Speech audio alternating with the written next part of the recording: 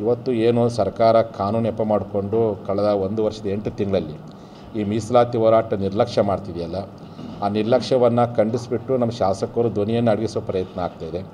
ಹಾಗಾಗಿ ಕೊನೆಯ ಪಕ್ಷ ವಕೀಲರ ಮೂಲಕವಾಗಿ ಒತ್ತಡ ಹಾಕೋಣ ಅಂತ ತಿಳ್ಕೊಂಡು ಇವತ್ತು ಸೆಪ್ಟೆಂಬರ್ 22ನೇ ತಾರೀಕು ಭಾನುವಾರ ಬೆಳಗ್ಗೆ 10 ಗಂಟೆಗೆ ಬೆಳಗಾವಿಯ ಗಾಂಧಿ ಭವನದಲ್ಲಿ ರಾಜ್ಯ ಮಟ್ಟದಲ್ಲಿ ನಮ್ಮ ಇಡೀ ಲಿಂಗಾಯತ ಪಂಚಮಸಾಲಿ ವಕೀಲರ ಮಹಾಪರಿಷತ್ ಎನ್ನುವಂಥ ದೊಡ್ಡ ಸಭೆಯನ್ನು ಮಾಡಲಾಗ್ತಾಯಿದೆ.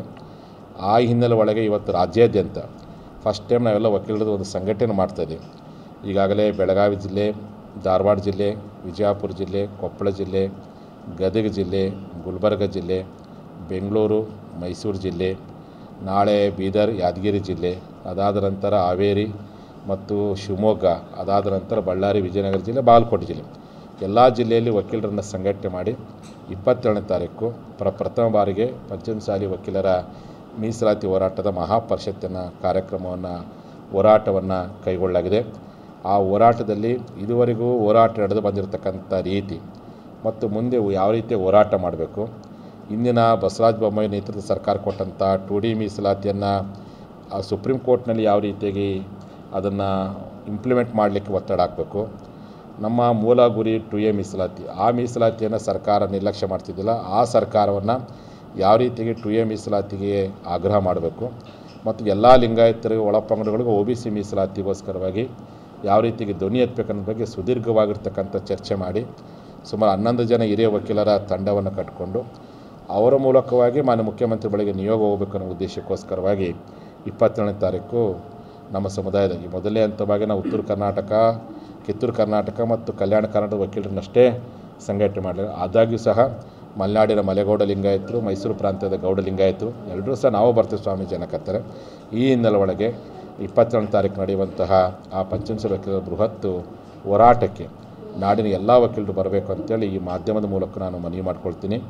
ನಾಳೆ 17ನೇ ತಾರೀಕು ನಮ್ಮ ರಾಜ್ಯದ ಮುಖ್ಯಮಂತ್ರಿಗಳು ಹೈದರಾಬಾದ್ ಕರ್ನಾಟಕದ ವಿಮೋಚನಾ ದಿನದ ಪ್ರಯುಕ್ತ ಕಲಬುರಗಿ ಬರ್ತಾಯಿದ್ದಾರೆ. ಆ ಕಲಬುರಗಿಯ ನಮ್ಮೆಲ್ಲ ದೀಕ್ಷಾ ಪಂಚಮಸಾಲಿಗಳು ಎಲ್ಲರೂ ಕೂಡಿ ನಾಳೆ ಮಾನ್ಯ ಮುಖ್ಯಮಂತ್ರಿಗಳಿಗೆ ಆಗ್ರಹ ಪತ್ರ ಕೊಡ್ತಾಯಿದ್ದಾರೆ. 22ನೇ ತಾರೀಕು ನಡೆಯುವಂತಹ ಹೋರಾಟದೊಳಗಾಗಿನೇ ಈಗಾಗಲೇ ನೀವು 2 ಬಾರಿ ಮಾತು ಕೊಟ್ಟು ಪ್ರಾಮಿಸ್ ಮಾಡಿದ್ದೀರಿ. ನಾನು ಮೊದಲ ಬಾರಿಗೆ CM ಆಗಿದ್ದೇನೆ, ಮೊದಲು ನಾನು ಲೀಗಲ್ ಎಕ್ಸ್ಪರ್ಟ್ಸನ್ನು ಮತ್ತು ಸಂವಿಧಾನ ತಜ್ಞರ ಸಭೆ ಕರಿತೀವಿ ಅಂತೇಳಿ ನೀವು ಸಭೆ ಕರೆದಿಲ್ಲ. 22ರ ಒಳಗೆ ಸಭೆ ಕರಿಬೇಕೆನ್ನುವಂಥ ಆಗ್ರಹ ಪತ್ರವನ್ನು ಈ 22ರ ಸಮಾವೇಶದ ಪೂರ್ವವಾಗಿ ನಾಳೆ ನಮ್ಮ ರಾಜ್ಯದ ಮುಖ್ಯಮಂತ್ರಿಗಳಿಗೆ ಕಲಬುರಗಿ ಜಿಲ್ಲೆಯ ಎಲ್ಲ ವಕೀಲರು ಮತ್ತು ಬೀದರ್, ಯಾದಗಿರಿ ಜಿಲ್ಲೆಯ ಎಲ್ಲ ವಕೀಲರು ನಾಳೆ ಮಧ್ಯಾಹ್ನ 3 ಗಂಟೆಗೆ ಕಲಬುರಗಿಯಲ್ಲಿ ಅವರು ಆಗ್ರಹ ಪತ್ರ ಕೊಡ್ತಿದ್ದಾರೆ. ಆ ಹಿನ್ನೆಲೆ ಒಳಗೆ ಒಂದು ನ್ಯಾಯಾಂಗದ ಈಗಾಗಲೇ ಶಾಸಕಾಂಗ ಎಲ್ಲೇ ಒಂದು ಕಡೆ ಮೌನಕ್ಕೆ ಶರಣಾಗಿರೋದ್ರಿಂದ ನ್ಯಾಯಾಂಗದ ಮೂಲಕವಾಗಿ ಒಂದು ಪ್ರಯತ್ನ. ಕಾರಣ ರಾಜ್ಯದ ಮುಖ್ಯಮಂತ್ರಿಗಳು ಮೂಲತಃ ಅಡ್ವೊಕೇಟು, ಅವ್ರು ಮಾತೆತ್ತಿದ್ರೆ ಕಾನೂನು, ಸಂವಿಧಾನ, ಸಾಮಾಜಿಕ ನ್ಯಾಯ, ಅಂಬೇಡ್ಕರ್ ಅಂತ ಹೇಳ್ತಾರೆ. ಅದೇ ಕಾನೂನು ಬಲ್ಲದಂಥವ್ರು ಕೇವಲ ಬೆಂಗಳೂರಿನಾಗಿರ್ತಕ್ಕಂಥವ್ರು ಅಷ್ಟೇ ಕಾನೂನು ಬಲ್ಲಿಲ್ಲ. ನಮ್ಮ ಲಿಂಗಾಯತ ಪಂಚಮಸಾಲಿಗಳು ಕೈಯಲ್ಲಿ ಬರೀ ನೇಗಿಲು ಹಿಡಿದಿಲ್ಲ, ಬರೀ ದುಡಿಯಲ್ಲ, ನಮ್ಮಲ್ಲಿ ವಕೀಲರಿದ್ದಾರೆ. ನಮ್ಮ ವಕೀಲರ ಮೂಲಕವಾಗಿ ನಮ್ಮ ಹಕ್ಕನ್ನು ಕೇಳೋಣ. ಅವ್ರ ಮೂಲಕ ಸ್ವತಃ ವಕೀಲರಾಗಿರ್ತಕ್ಕಂಥ ಸಿದ್ದರಾಮಯ್ಯನವರಿಗೆ ಈ ವಕೀಲರ ಮುಖಾಂತರವಾಗಿ ಅವರ ಮನಸ್ಸನ್ನು ಪರಿವರ್ತನೆ ಮಾಡೋಣ ಅನ್ನೋ ಉದ್ದೇಶಕ್ಕೋಸ್ಕರವಾಗಿ ಸೆಪ್ಟೆಂಬರ್ 22ನೇ ತಾರೀಕು ಬೃಹತ್ ರಾಜ್ಯ ಮಟ್ಟದ ಮಹಾಪರಿಷತ್ತನ್ನು ಬೆಳಗಾವಿಯಲ್ಲಿ ಹಮ್ಮಿಕೊಳ್ಳಲಾಗಿದೆ.